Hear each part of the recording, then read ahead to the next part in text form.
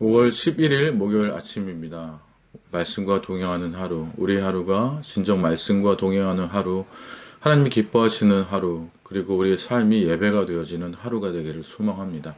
우리 함께 찬양하며 우리 아침의 문을 열도록 하겠습니다.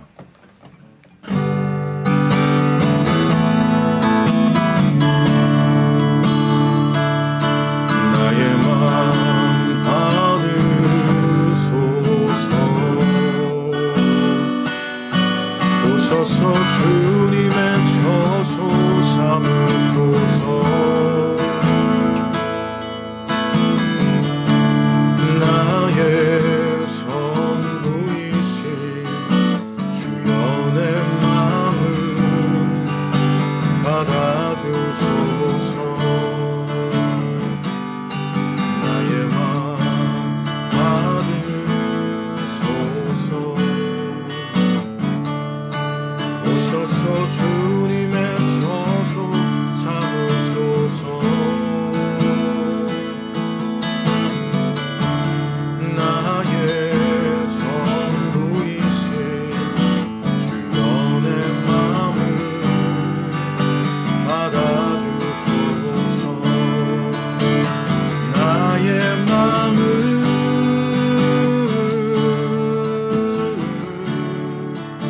주님께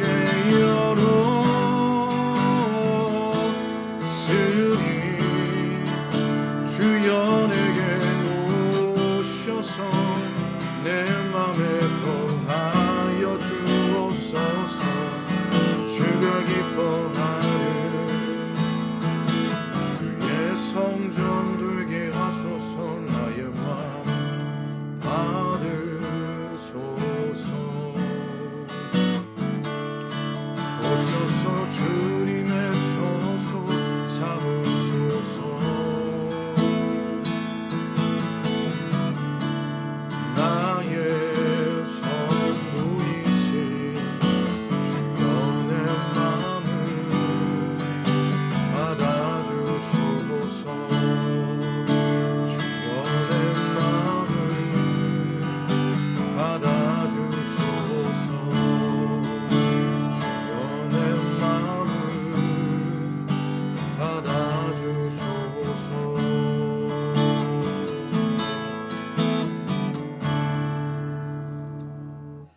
아멘. 오늘 말씀과 동행하는 하루의 본문은 레위기 6장입니다. 1장에서부터 5장까지는 제사의 규례에 대한 설명이 있었습니다. 그리고 오늘의 본문은 번제와 소제, 속죄제를 드리는 규례에 대한 내용입니다. 앞서 말씀드린 대로 1장부터 5장까지, 또 더 정확히 말하면 1장에서부터 6장 7절까지 이미 번제와 소제와 속죄제를 포함한 5대 제사법에 대한 내용이 언급되었습니다. 그런데 다시 번제와 소제, 속죄제의 규례에 대한 내용이 반복되고 있는 것입니다. 하지만 유심히 살펴보면 차이점이 있습니다. 앞선 6장 7절까지의 내용이 백성들이 행할 제사 규례라고 한다면 오늘 본문은 주로 제사장들을 위한 제사 지침, 곧 제사장들이 행할 제사 규례에 관한 내용입니다.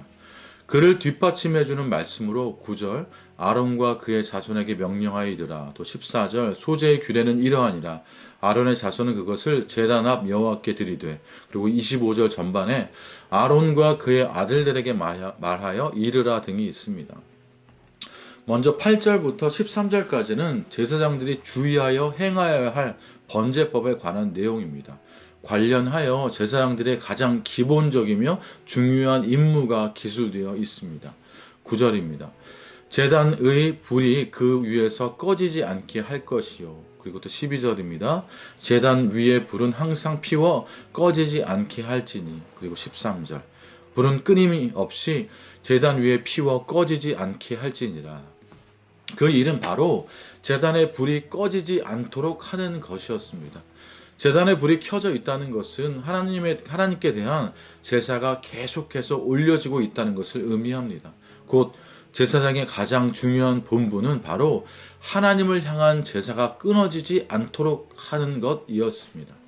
그를 위해 제사장은 그 누구보다도 자신이 먼저 하나님 앞에 깨어 있어야 했습니다. 자신이 먼저 하나님을 향한 예배자가 되어야만 그 일은 가능했습니다. 하나님께서는 우리 그리스도인들을 이 시대의 제사장들로 불러주셨습니다. 베드로전서 2장 9절입니다. 그러나 너희는 택하신 족속이요 왕같은 제사장들이요 거룩한 나라요 그의 소유가 된 백성이니 이는 너희를 어두운 데서 불러내어 그의 기이한 빛에 들어가게 하시니에 아름다운 덕을 선포하게 하려 하심이라. 왕같은 제사장으로 부름받은 우리 그리스도인의 가장 우선적이며 중요한 책무는 바로 우리 자신이 먼저 하나님 앞에 깨어 하나님을 예배하는 것입니다. 무엇보다도 그 일을 위해 하나님께서 우리를 왕같은 제사장으로 삼아 주셨기 때문입니다. 더 나아가 중요한 것은 끊어지지 않는, 꺼지지 않는 예배입니다. 곧 저의 삶의 현장이 예배의 현장이 되게끔 삶을 제물로 드리는 참 예배자가 되는 것입니다. 그리고 레위기 제사장은 당시 세마포를 입었습니다. 구별된 옷을 입고 제사에 임한 것입니다. 오늘 우리 그리스도인들은 모두 예수 그리스도로 옷 입은 사람들입니다. 그런 우리의 부르심에 따라 우리가 육신의 일을 꾀하지 않고 예수님을 닮은 구별된 언행으로 거룩한 삶을 살아간다면 그런 우리의 삶은 끊어지지 않는 예배를 드리는 참 제사장의 삶이 될 것입니다. 이제 14절부터 23절은 소제에 관한 규례입니다. 특히 이 부분 중 14절부터 18절까지는 본문의 다른 단락과는 달리 일반 백성이 드리는 소제에 대한 내용도 포함되어 있습니다. 이후 19절부터 23절까지는 다른 본문처럼 제사장이 드리는 규례, 곧 제사장이 드리는 소제의 규례에 대한 내용입니다. 15절입니다. 그 소재의 고운 가루 한 움큼과 기름과 소재 물에 위에 유황을 다 가져다가 기념물로 제단 위에서 불살라 여호와 앞에 향기로운 냄새가 되게 하고, 성경은 소재의 제물들을 기념물로 삼아 제사를 드리라고 합니다. 기념물이란 뜻깊은 일이나 훌륭한 인물들을 기념하기 위한 물건이라는 의미로 오늘 본문에 의하면 기념의 대상, 곧 기억의 대상은 바로 하나님이심을 알 수 있습니다. 예배를 뜻하는 히브리어 아바드와 샤하는 섬기다, 부복하다라는 뜻입니다. 종이 주인을 섬길 때 사용되는 단어들로 종들은 예배를 통해 섬겨야 할 대상이 누구인지, 무릎 꿇어야 할 대상이 누구인지를 다시 한번 생각하며 기억하게 되는 것입니다. 우리 그리스도인들이 온전한 예배를 드리기 위해 반드시 기억해야 할 사실은 예배는 하나님을 기억하며 하나님을 경배하기 위해 드린다는 점입니다.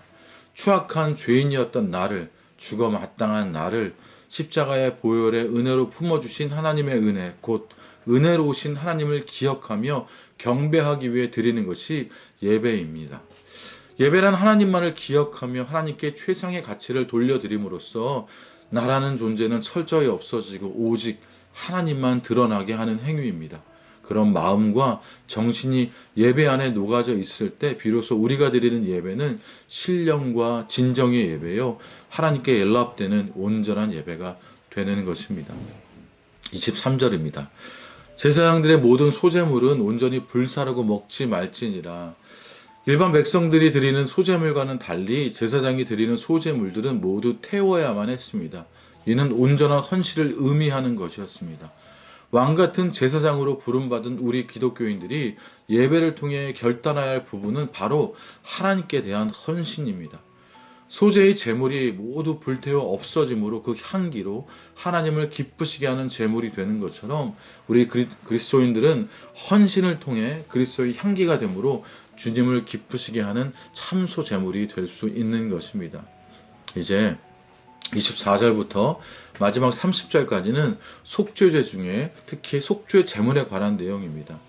24절부터 29절까지는 제사장이 먹을 수 있는 속죄 제물에 대한 내용이며 마지막 30절은 제사장이 먹을 수 없는 속죄 제물에 대한 내용입니다. 25절입니다. 아론과 그의 아들들에게 말하여 이르라. 속죄제의 규례는 이러하니라.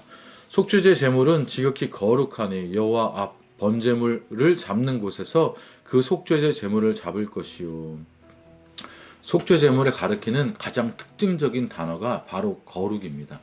속죄 제물은 거룩하기 때문에 거룩한 장소에서 잡아야 했고 거룩한 곳에서 먹어야 했으며 피가 묻을 경우 거룩한 곳에서 그 옷을 빨아야만 했습니다.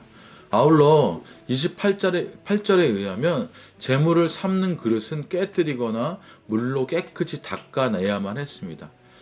거룩하기 때문입니다. 거룩은 구별입니다.